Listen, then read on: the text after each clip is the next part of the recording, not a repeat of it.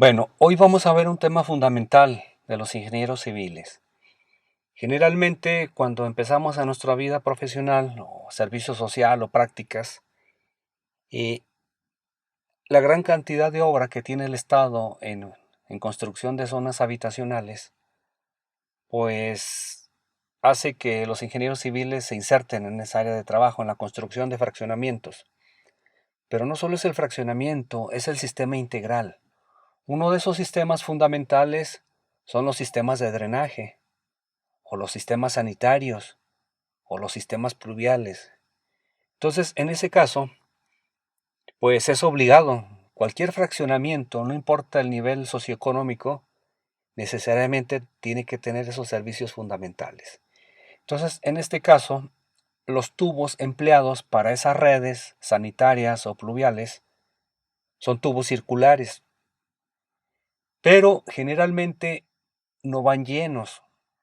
Por ejemplo, si ustedes se fijan en sus redes sanitarias de sus casas o del fraccionamiento, cuando hacen una reparación o hay alguna falla y alguien está visualizando, observando en una excavación o en una perforación, ven que el tubo, por ejemplo, la red sanitaria, todos los drenajes, todas las alcantarillas, no van llenos, van parcialmente llenos.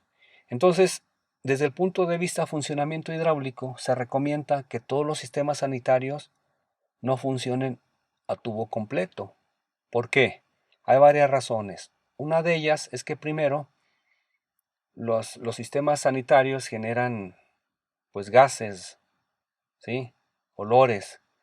Entonces, eso que va, esos gases, en cierto momento, si quedan atrapados en una parte de la tubería, en un punto bajo o en un punto alto, pues puede generar una presión de tal manera de que en cierto momento, aunque el tubo tenga capacidad hidráulica, pero el agua no va a descargar, es decir, no va a fluir. Entonces, ¿por qué? Porque está ya trabajando a una presión mayor o menor a la atmosférica.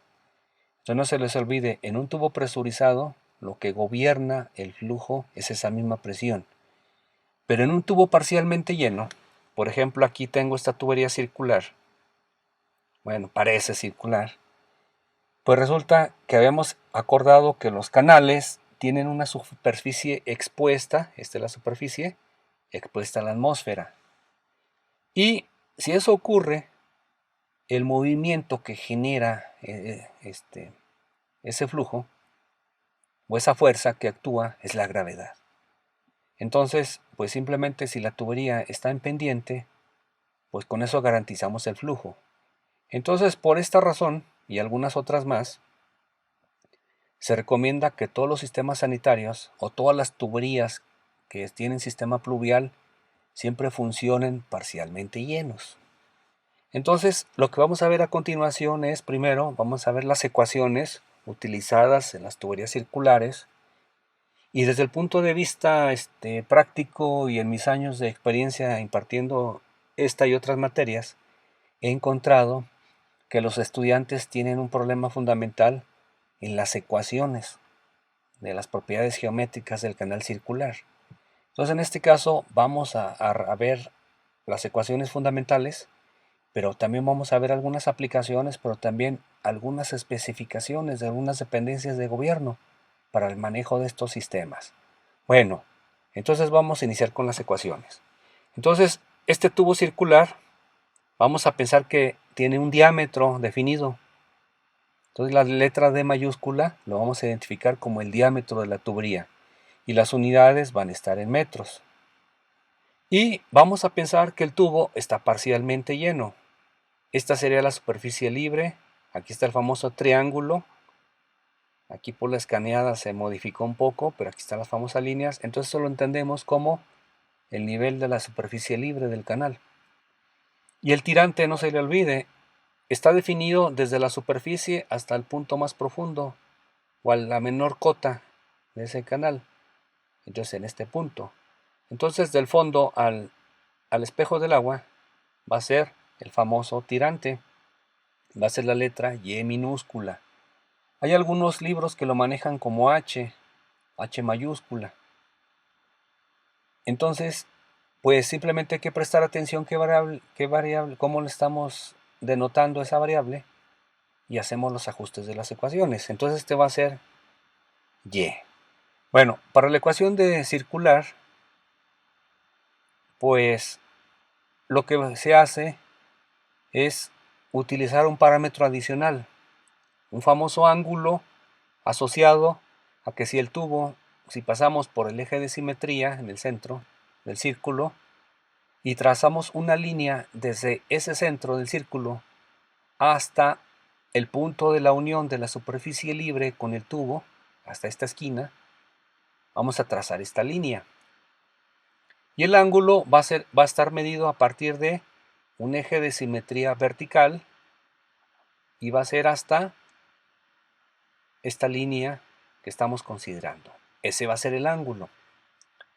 Vamos a pensar que el tubo está lleno. Hasta aquí sería el nivel. Entonces vean, esta línea, ¿hasta dónde daría? Pues sería prácticamente vertical. Entonces el ángulo sería desde este punto, desde esta línea inferior hasta la línea vertical. Entonces forma 180 grados. ¿Sí? Después vamos a ver que las ecuaciones se manejan en radianes. Entonces serían pi o 2pi. Bueno, es 180 grados, simplemente hay que hacer la transformación a radianes. ¿Cómo le hacemos? Pues 180 grados entre 57.29, que es el factor de transformación para radianes. Ok, vamos a ver ahora qué pasa si el tubo está vacío. Entonces esta línea va a pasar por aquí abajo, aquí en este punto. Entonces, ¿cuál es el ángulo? Pues es el mismo eje vertical respecto a este punto. Entonces el ángulo va a ser de 0 grados o 0 radianes. Entonces el ángulo cuando el tubo está vacío es 0 grados y cuando el tubo está, digamos, a la mitad, el nivel, son 90 grados y cuando llegamos al nivel máximo, que al tubo lleno, serían 180 grados. Ok, entonces este ángulo hay que calcularlo con esta ecuación. Está asociado en función del tirante y del diámetro. Bueno, a partir de este ángulo se calculan las propiedades geométricas del canal. La primera de ellas es el área hidráulica. ¿Cuál es esa área hidráulica? Pues es el área comprendida entre el semidiámetro, digamos, el espacio entre el tubo y la línea de la superficie libre o del espejo del agua. Esta sería la área hidráulica, toda esta. ¿Cuál sería el área hidráulica para un tubo vacío? Pues 0. ¿Cuál sería el área hidráulica cuando es 90 grados? Que el nivel del agua está aquí en la parte media. Pues sería el área de círculo dividido en 2. Y si el nivel fuera a tubo lleno, ¿cuál sería el área hidráulica? Pues el área de la inscrito en el círculo, ¿sí? Sería el área del círculo. Entonces, esa sería. Y aquí está la ecuación. Vean, es función del ángulo y del diámetro. Ya no utilizamos el tirante, ya utilizamos el ángulo.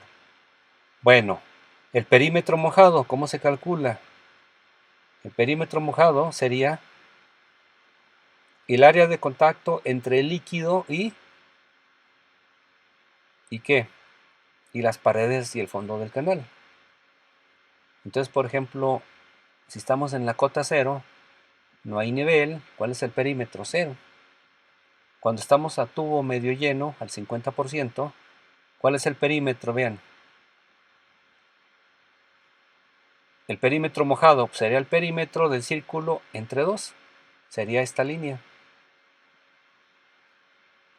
Y si es a tubo lleno, el nivel del agua llega hasta la parte superior. ¿Y cuál sería? Sería el perímetro del círculo. Sería pi por diámetro. Entonces vean, es el ángulo multiplicado por el diámetro. Ese sería el perímetro mojado. Ok. Otro parámetro que se utiliza mucho en la hidráulica es el radio hidráulico. Es la relación del área dividido entre el perímetro. ¿Cuáles son las ecuaciones? Esta ecuación y esta se combinan. Y aquí está.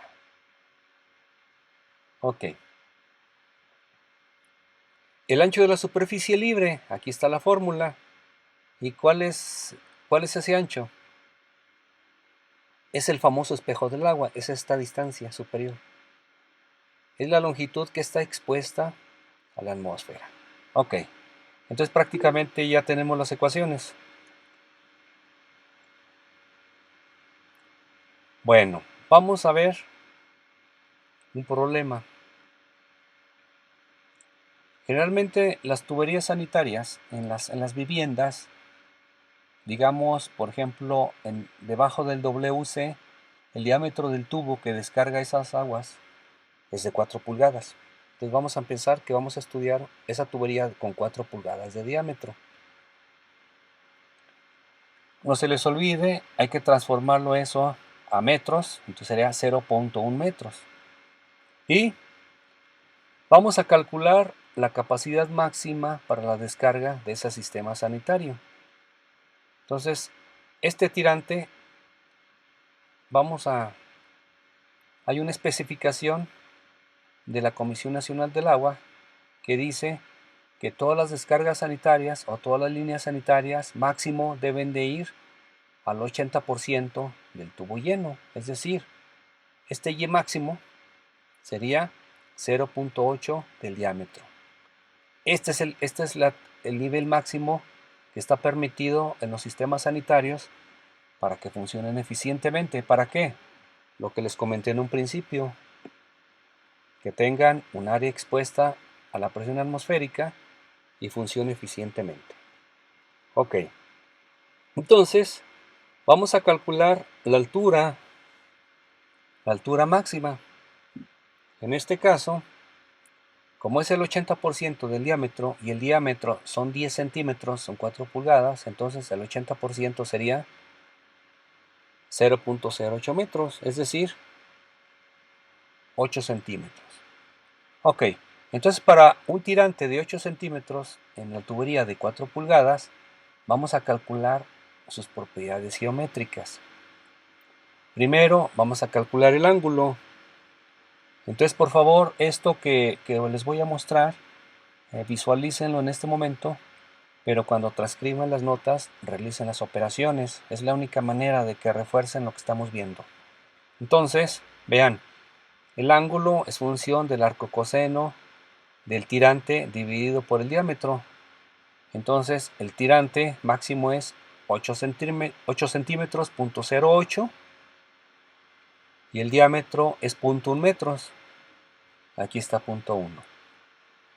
Haciendo operaciones me da 2.2143 radianes. Entonces el ángulo, este ángulo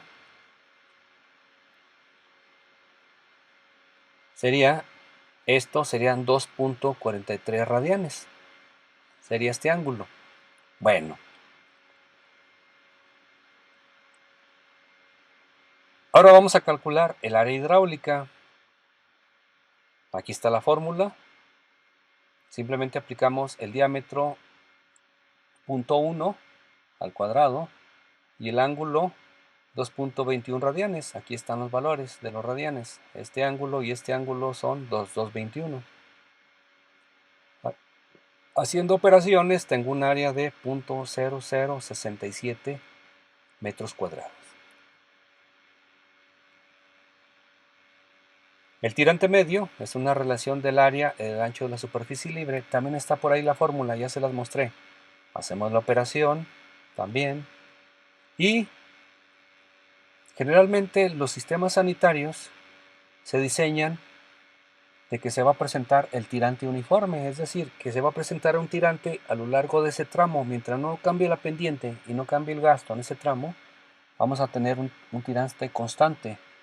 Entonces, si consideramos que es flujo uniforme, vamos a aplicar la ecuación de Meining y ustedes ya la están empezando a identificar mucho más rápido. La ecuación de Meining me dice que el gasto que circula en esa tubería es función inversa de un coeficiente de rugosidad, que es función del tipo de material. Por ejemplo, en los sistemas sanitarios se utiliza mucho el tubo de PVC.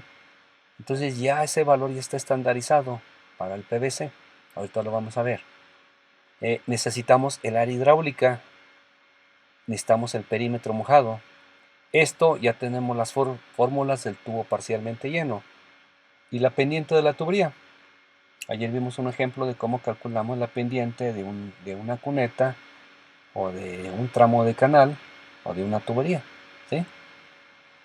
Ok.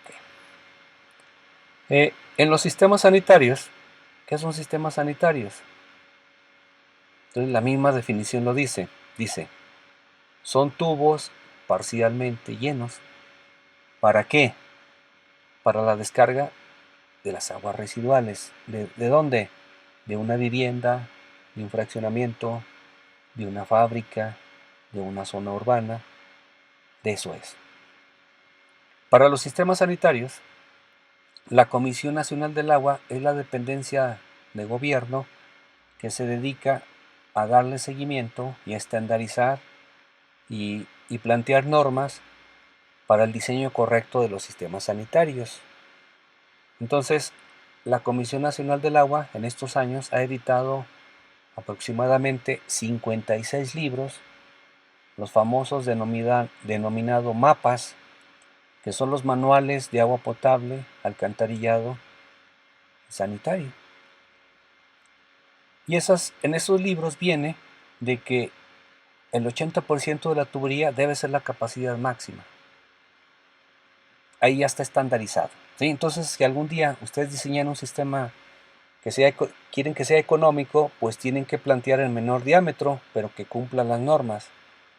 Entonces siempre van a tener que diseñar para tirantes del 80% del diámetro. Ok.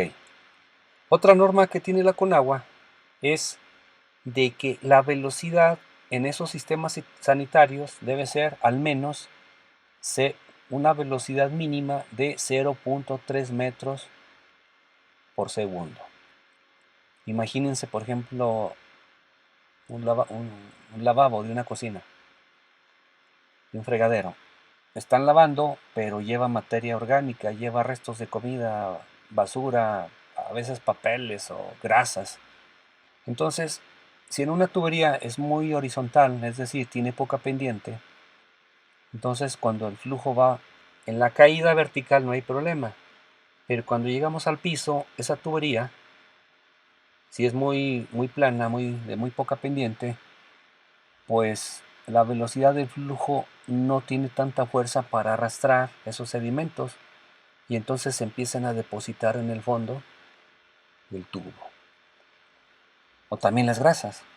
En este caso, para evitar eso, pues se ha encontrado algunos estudios que demuestran en laboratorio o en campo que si tenemos una velocidad al menos de 0.3 metros por segundo, el agua tiene suficiente velocidad para arrastrar esos materiales. En un sistema pluvial, algo que sucede frecuentemente es que ingresan arenas o materiales o basuras. Entonces también necesitamos esa velocidad para arrastrar esos elementos. Y que en cierto momento durante el paso de los años no se vaya acumulando y en cierto momento se taponeen y en un futuro tengamos que hacer trabajos de desasolve. Entonces la velocidad mínima, según la Comisión Nacional del Agua en los sistemas sanitarios, es 0.3 metros por segundo. Y la pendiente, oye Inge, estamos utilizando la ecuación de Manen, ¿y cuál es la pendiente mínima? Pues de manera práctica se ha encontrado así más o menos que la pendiente para que no se presenten asolves, si el tubo tiene pendiente cero, es un tubo horizontal, pero imagínense como un gran lago, pues el agua no circula para un lado, está estancada, o un charco de gran dimensión, entonces la pendiente mínima para forzar una velocidad de 0.3 es aproximadamente el 2%. Por ejemplo, en las casas, en las azoteas, se recomienda que la pendiente mínima en la losa que tenga de un 2%. ¿Para qué? Para que el agua de lluvia pueda circular con suficiente velocidad y sea drenado hacia la bajada pluvial. Entonces, pues están asociados la pendiente de la tubería y la velocidad mínima.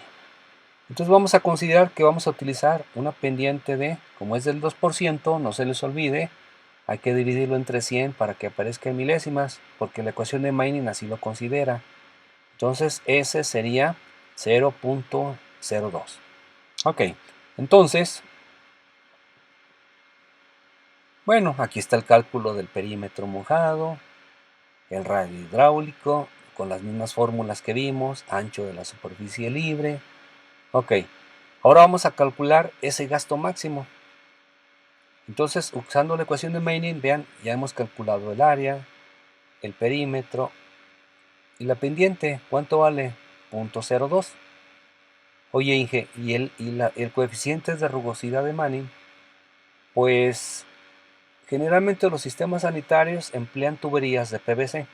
Eso es lo actual. Hace 30 años eran tuberías de concreto. Pues ahí tendríamos que utilizar el coeficiente N para el concreto. En el caso del concreto vale más o menos 0.013. Pero como ustedes se imaginan, una tubería de PVC es más lisa. Entonces su coeficiente va a ser menor. Entonces más o menos se maneja que N es igual a 0.009, el PVC. Entonces algún día cuando ustedes estén diseñando un sistema sanitario de una vivienda, un edificio, o de un fraccionamiento, o de una red, pues van a tomar este valor, 0.009. Si ustedes adquieren una tubería de cierta marca, generalmente el fabricante les da este valor también, les da el valor más preciso. Entonces por eso siempre hay que conservar los folletos del fabricante de tuberías, de válvulas, de equipos de bombeo, de equipos sanitarios, de materiales, lo que sea. Entonces siempre hay que conservarlo. Ok, la pendiente 0.002, entonces lo que hago es lo siguiente. Aplico la ecuación de Mainin. Aquí está la rugosidad, 0.009, el área hidráulica que fue calculado, el perímetro mojado y la pendiente. Entonces, haciendo cálculos, me encuentro que esa tubería de 4 pulgadas y una pendiente del 2% y lleno al 80%, me da un gasto de 0.01 metros cúbicos por segundo. Si eso lo multiplico por 1000, me darían 10 litros por segundo. Entonces, pues las tuberías de las regaderas pues me dan 10 litros por segundo. Pues más o menos están un poco sobradas, ¿sí? Porque generalmente las regaderas me dan como 7 litros por minuto, entonces habría que dividirlo, ¿no? Pero desde el punto de vista hidráulico están sobradas. Pero ¿qué pasa en el mantenimiento? ¿Qué pasaría si en algún momento se llega a tapar por todos los cabellos que dejan restos de jabón, de papel en la regadera? Hay gente hasta que fuma en la regadera cuando está bañando, entonces ahí va la colilla también del cigarro a la coladera. Entonces, todos esos elementos, pues para en cierto momento se lleguen a obstruir, pues creo que es mucho más costoso hacer, romper todos los pisos, las losetas o cualquier material que tenga de recubrimiento, más las losas de concreto. Entonces es mucho más costoso que hacer una inversión al inicio, que decir, ¿sabes qué? Métele una tubería de mayor diámetro para que con eso salvemos de que no se vaya a obstruir. Entonces muchas veces el ingeniero civil dice, pues sí es económico, pero ¿qué pasa si se obstruye con el tiempo? Entonces hay algunos ingenieros que dicen, ¿sabes qué? Métele mayor diámetro por seguridad, para que los habitantes de este fraccionamiento en un futuro no tengamos que nos estén demandando o que tengan que hacer remodelaciones y reparaciones. Al final el costo se lo van a cargar al cliente. Entonces la tubería de 4 pulgadas se utiliza en regaderas. ¿En dónde más? En la bajada del sanitario también. Oye, Inge, y en el lavabo, pues ahí es un gasto muy pequeño. Nos lavamos la mano unos segundos o menos de un minuto. Y si nos rasuramos también. Pues ahí son tuberías pequeñas. Alguien dice, ¿sabes qué? Ponle 2 pulgadas. Pues nomás hay que verificar si esos 2 pulgadas para esa pendiente tiene una suficiente capacidad que sea mayor a lo que va a descargar la llave del lavabo, ¿no? Ok, entonces es una manera de nosotros verificar la capacidad de los sistemas sanitarios. Ok, ¿Qué pasa en los sistemas pluviales? Pues algo parecido. Ahora lo que cambia es algunas condiciones que tenemos que ver. Pero el diseño hidráulico es prácticamente similar. Bueno, entonces aquí hemos visto las ecuaciones de cálculo del gasto, conocido el tirante. Entonces, ahí está. Ahora el diseño hidráulico. Ayer vimos en la clase un problema en el cual tenemos una bajada de aguas de una cuneta y esa también aporta el escurrimiento de una cuenca, el espacio geográfico en el cual toda lluvia que cae pues empieza a caer el terreno, empieza a humedecerse el suelo, se empieza a encharcar poco a poco, se empieza a humedecer, las partículas de arcilla se expanden, el suelo se hace menos permeable. Entonces, si el agua continúa, el terreno se empieza a saturar, se empieza a encharcar. Y si hay suficiente desnivel topográfico, hay pendiente, esos charcos, cuando se almacenan, pues empiezan a escurrir hacia los puntos más bajos de la zona. Y si por ahí existe un río o una serie de drenajes, pues son concentrados a una salida única, que era la famosa alcantarilla que vimos. Entonces vamos a ver el diseño hidráulico. Ayer comentábamos que en el diseño hidráulico es para proyectos futuros o es a nivel estudio. Entonces lo que se hace es, vamos a plantear la geometría del canal y sus dimensiones finales, en el cual de entrada podemos conocer, por ejemplo, si es un canal trapecial, la plantilla, esa siempre la vamos a definir nosotros. El tipo de material también, porque sabemos de qué lo vamos a construir. Si es concreto, pues alguien dice, ¿sabes qué? Un talud de 1.5 o 1.75. Esto también ya lo habíamos visto que se puede obtener de una tabla. En caso de que no, se las voy a compartir. Pero al final son datos, el talud y la plantilla. Cuando hacemos el diseño hidráulico, pues alguien dice, oye Inge, pero ¿cómo calculamos el gasto? Vamos a pensar que estamos en esa zona montañosa y va todo el escurrimiento de la ufa, una parte de ella va a vaciar en esa alcantarilla. ¿Cómo se calcula este gasto? Entonces hay una materia que ustedes van a ver en séptimo, octavo semestre que se conoce como hidrología. Es una materia en el cual ustedes van a estudiar las componentes del ciclo hidrológico en nuestro medio. Es decir, ustedes van a ver el agua y la van a estudiar en la atmósfera, como lluvia, como escurrimiento, como infiltración, como evaporación. Entonces, vamos a pensar, por ejemplo, que esta es la parte de la aportación de la cuenca de la Bufa y por ahí bajaba el río. Y una característica de una cuenca es que este espacio geográfico, no importa dónde llueva, al final va a tener una salida única, por ejemplo en nuestra alcantarilla. Y en este caso, podemos calcular el gasto que va a salir en función de qué, del área de la cuenca, de los tipos de uso, si es un bosque, si es un estacionamiento, todo lo que llueve como es material de concreto, o, o pavimento, o loseta, como en las ciudades de Zacatecas, pues lo que llueva prácticamente nada se va a infiltrar, entonces prácticamente todo va a escurrir. Entonces lo que se hace en la hidrología, en la cuenca, es analizar los datos de lluvia. Esto generalmente es información que vamos a disponer. La Comisión Nacional del Agua tiene las llamadas estaciones climatológicas, que son puntos donde todos los días a las 8 de la mañana se mide la lluvia del día anterior. Es como un pequeño depósito, entonces llegan a las 8 de la mañana, ven el depósito, pues que no llovió, entonces no hay nada de agua en el depósito, entonces ahí registran, lluvia cero. Al día siguiente a las 8 de la mañana vuelven a medir y así. Y en los días que llueve, por ejemplo aquí en Zacatecas, donde estén en sus localidades, si ustedes dejan una tina en la noche y escuchan la lluvia en la madrugada, y al día siguiente se asoman en la tina y miden la altura acumulada en esa tina, pues ahí van a saber cuánto llovió. Esa altura de lluvia se mide en milímetros de altura. Entonces alguien puede decir, ¿sabes qué? Llovieron 13 milímetros. Ah, ok. ¿Sabes qué? Pues no llovió 0.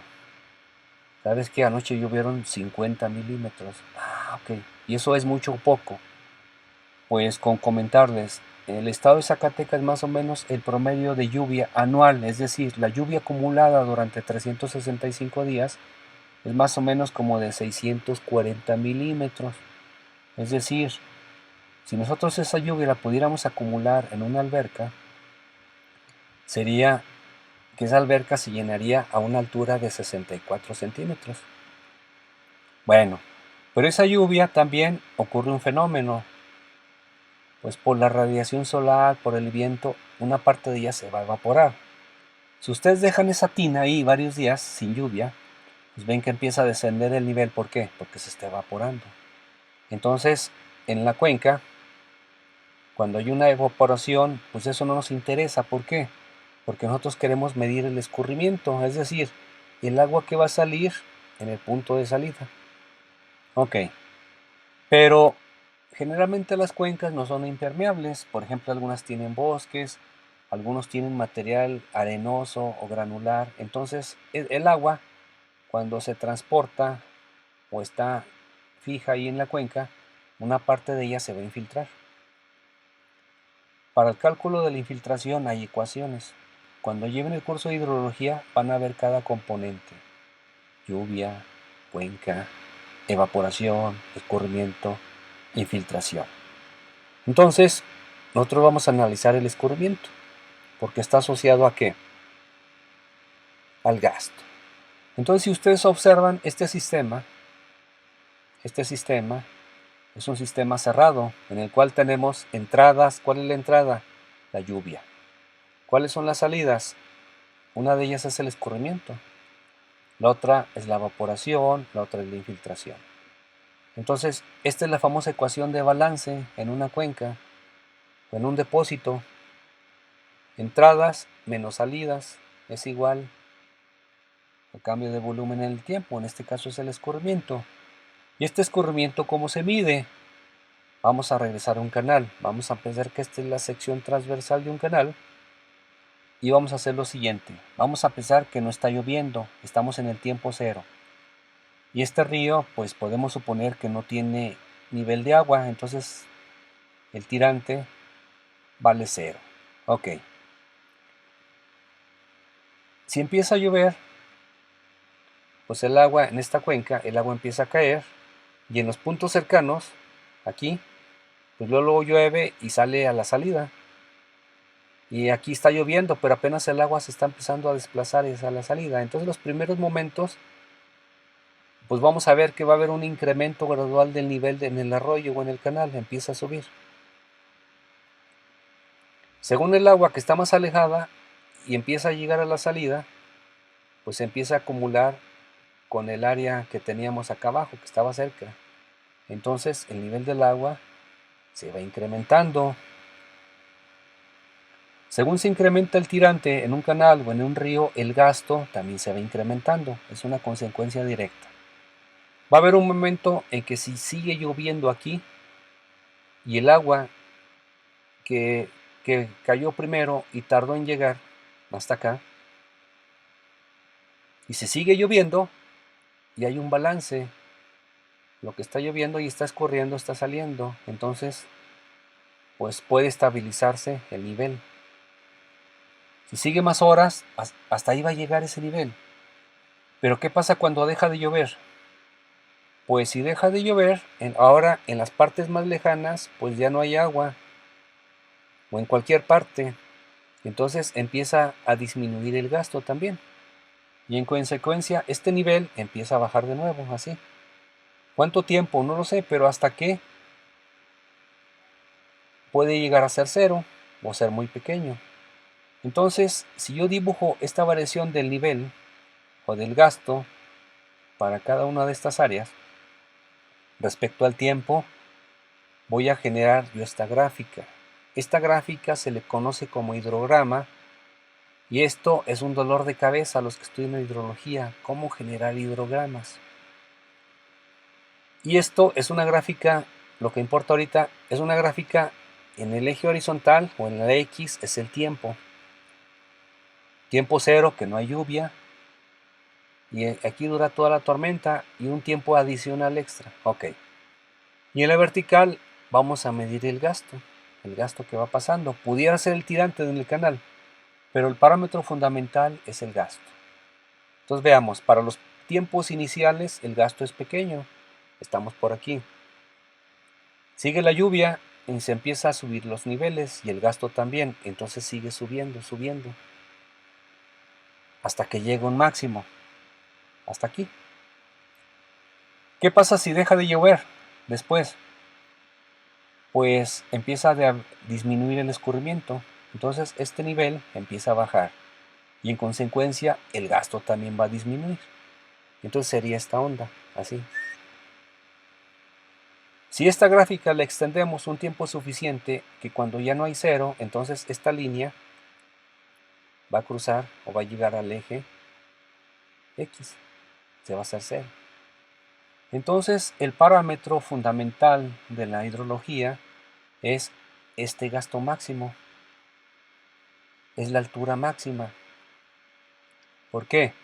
Porque con el gasto máximo, vamos a diseñar cualquier sistema, de un sistema sanitario o un colector pluvial, o a los que se dediquen a caminos, pues cuál va a ser la altura máxima del puente para permitir el paso del agua debajo de la autopista, pues es esto gasto máximo. ¿Por qué? Porque con este gasto máximo se presenta el tirante máximo. Entonces, si yo construyo un puente con una altura mayor a esta cota del río, por ejemplo por aquí lo construimos aquí, el puente en la autopista, pues para todos estos gastos no va a haber inundación. Pero si lo diseñamos para un gasto menor, por ejemplo por aquí, hacemos la altura aquí del puente, ¿qué va a suceder en un futuro? Pues el agua va a desbordar y se va a inundar la autopista. ¿Por qué? Porque este tirante es mayor a la altura del puente. Entonces muchos estudios tienen este error, de que si el gasto máximo no lo se calcula correctamente y lo subestimamos, digamos por aquí, pues ¿qué va a pasar? Que cuando ocurra una tormenta, pues no se va a presentar ese nivel, sino otro mucho mayor. Entonces ahí vienen las afectaciones de los puentes, o de las alcantarillas, o de los sistemas sanitarios. Entonces, esa es la manera de cómo se calcula el gasto para un sistema pluvial. Aquí lo estamos viendo. Imagínense que esta cuenca fuera, ¿qué? Fuera un estacionamiento. Bien. Y este es el sistema de bajada del colector de lluvia dentro de la zona del fraccionamiento. Entonces, tiene muchas aplicaciones la hidrología, ¿no? Y ya la estamos empezando a visualizar. Entonces, cuando lleven el curso de hidrología, acuérdense de estos conceptos, porque nos sirve para diseñar los sistemas sanitarios y los sistemas pluviales. Ok. Entonces, el gasto, vean, ya es un dato. Es un dato ya.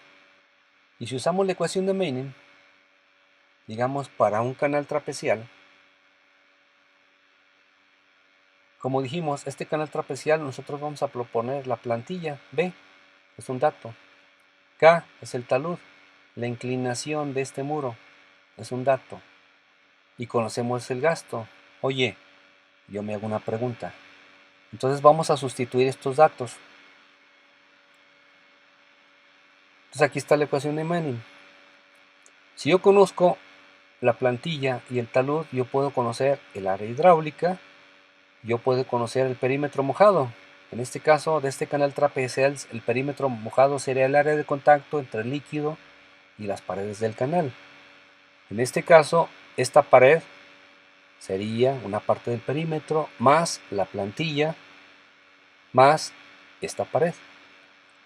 Entonces aquí está, vean, el perímetro es la plantilla, la base, más 2 veces el tirante por el teorema de Pitágoras. Vean. Ok, y el área, pues es simplemente el área rectangular más este medio triángulo más este medio triángulo. Aquí está la fórmula. No es necesario que la memoricen, simplemente lo identifiquen. Ok, entonces si yo conozco de la ecuación de Manning, veamos. Yo conozco el gasto B y K, y conozco el material, también conozco N, y yo puedo proponerle la pendiente del canal. Entonces este también va a ser un dato. Si yo sustituyo el área y el perímetro en la ecuación de Manning, ahí va. Aquí está el área y aquí está el perímetro. Entonces del estudio hidrológico ya conocemos el gasto. Esta es la rugosidad del material del canal. Por ejemplo, concreto, 0.013 es un dato. La pendiente, pues de la topografía, y nosotros la proponemos, porque nosotros le vamos a dar esa pendiente al canal. Ok, al final es un dato. El fondo del canal, la plantilla también, y el talud. Entonces, este es un dato, esto también, también y también. ¿Cuál es la incógnita? El tirante, Y. Entonces, observemos que Y, por ejemplo, aquí está el cuadrado, pero después está a las 5/3. Entonces, estamos encontrando que esta parte derecha de la igualdad, debemos de buscar un valor de tal manera que el Y que propongamos, haciendo todas las operaciones, sea igual al gasto. Y si lo vemos, esto es una ecuación no lineal en una sola variable, donde la variable es el tirante. Entonces, ¿cómo resolvemos esta ecuación? Pues hay varias maneras. Aquí está un ejemplo, aquí están los datos. Un gasto de 2 metros cúbicos por segundo, la pendiente 0.002, un talud de 0.5, la plantilla de 2 metros, el canal es de concreto pulido con llana, es un valor ya de 0.013 definido, y aquí están los valores. Simplemente aplicamos las fórmulas B y K, y la ecuación del área me va a quedar en función del tirante, el perímetro también del tirante. Y sustituimos en la ecuación de Manning.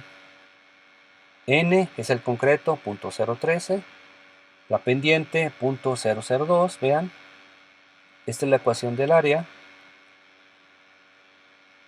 y esta es la ecuación del perímetro.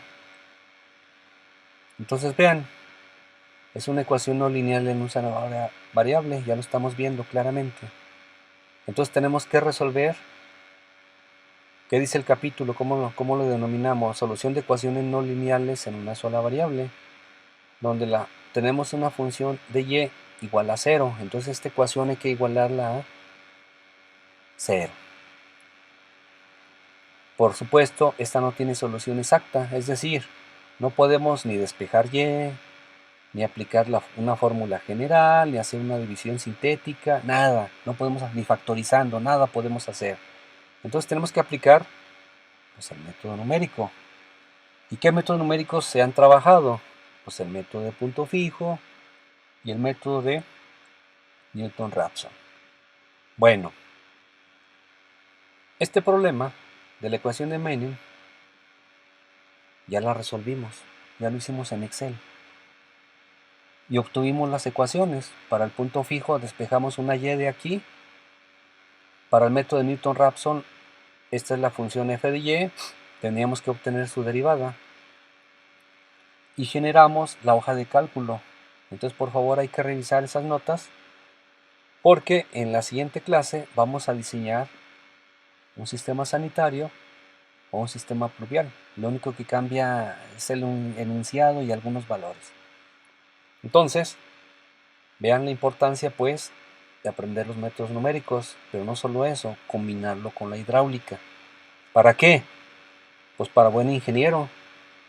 Entonces, digamos que en la próxima clase vamos a aprender a diseñar un sistema sanitario o un sistema pluvial. Ayer vimos un ejemplo donde veíamos una bajada del sistema de la bufa. Hicimos el cálculo del tirante en una tubería de sección que, ¿cómo era? Era una bóveda de sección rectangular.